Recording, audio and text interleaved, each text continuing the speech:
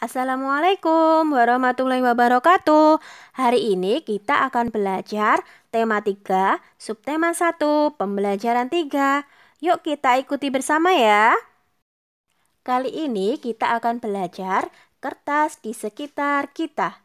Banyak benda yang terbuat dari kertas, seperti buku tulis yang biasa digunakan.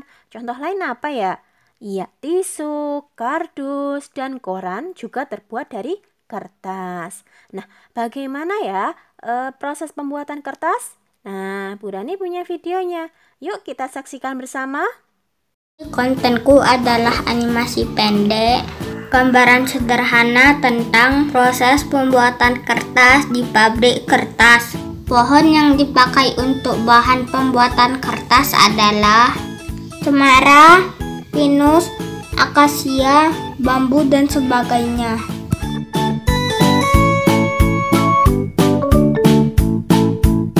Pertama-tama adalah pohon yang sudah besar ditebang.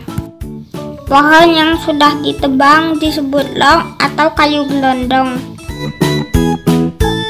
Kayu diangkut ke pabrik untuk diproses menjadi kertas.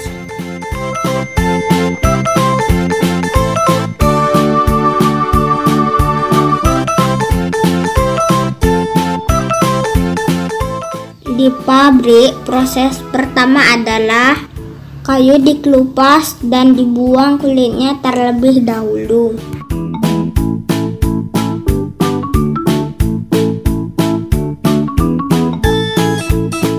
Kayu yang sudah dikelupas kulitnya dipotong kecil-kecil sebesar korek api.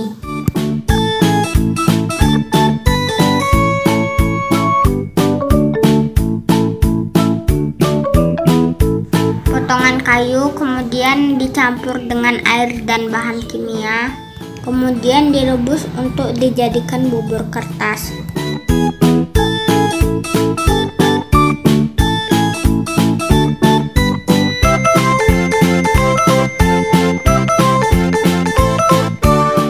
Bubur kertas yang sudah jadi ditambah bahan kimia lagi agar menjadi putih dan sempurna.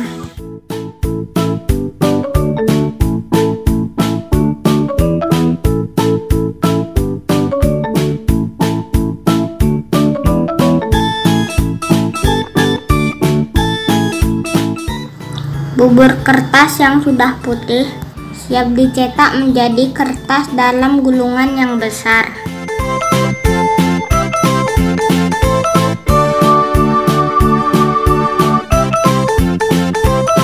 Kertas gulungan besar dipotong ke gulungan kecil untuk dijadikan buku dan lain sebagainya.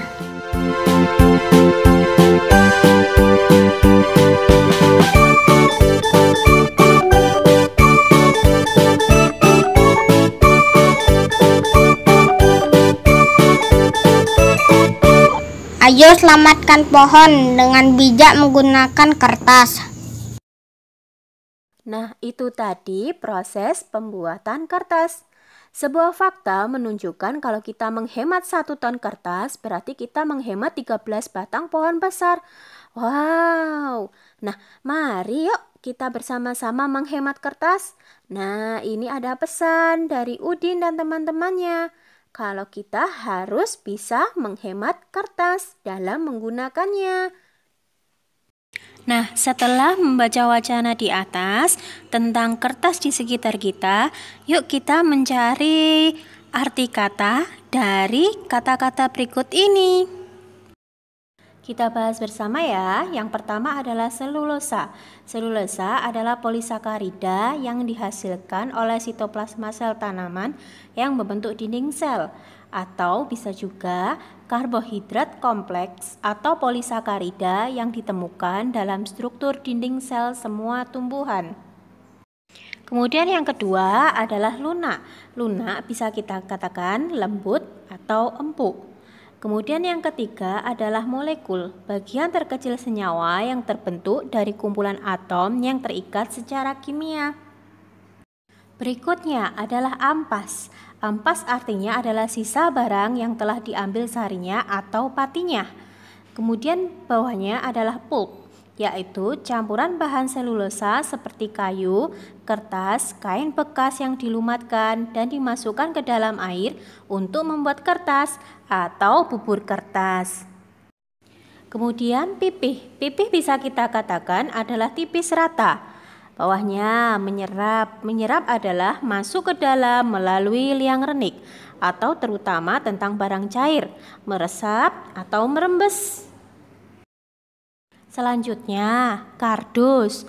Bisa juga disebut dengan karton. Bawahnya lagi, serat. Sel atau jaringan serupa benang atau pita panjang berasal dari hewan atau tumbuhan. Yang terakhir, menggiling, yaitu melumatkan atau memipihkan sesuatu dengan anak batu giling dan batu giling. Nah, sekarang kita akan berlatih menyanyikan lagu teka-teki.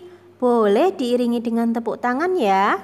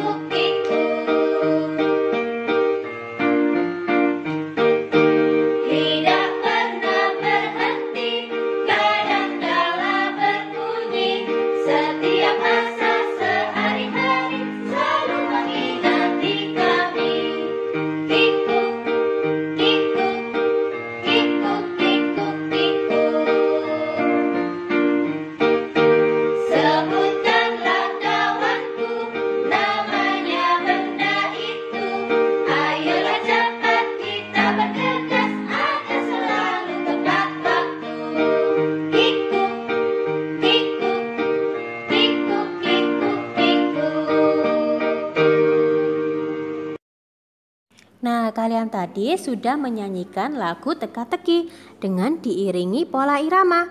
Sekarang apa ya pola irama itu? Pola irama adalah panjang pendeknya bunyi. Nah, sedangkan birama apa yaitu? Birama yaitu ketukan secara berulang dan teratur dalam suatu lagu. Contoh dari tanda birama yaitu 4/4. Artinya setiap birama ada 4 ketukan. Nah, di materi sebelumnya kalian sudah mengetahui bahwa bahan dasar kertas adalah kayu.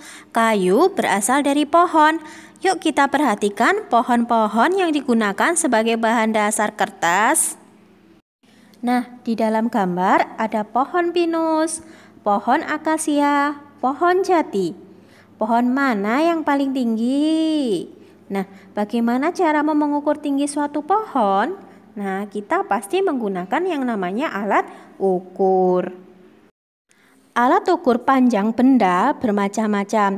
Kamu sudah mengenal beragam alat ukur pada pembelajaran sebelumnya. Yuk kita lihat ada meteran roll, meteran saku, dan meteran pita. Coba kalian jawab di worksheet ya. Contohnya, bagian yang diukur adalah tinggi badan. Kira-kira alat ukur yang tepat untuk mengukur tinggi badan menggunakan apa ya? Dan silakan dikerjakan selanjutnya. Selamat mencoba ya. Alhamdulillah, pembelajaran hari ini sudah selesai. Semoga mendapat manfaat ya. Kita jumpa di pembelajaran berikutnya. Assalamualaikum.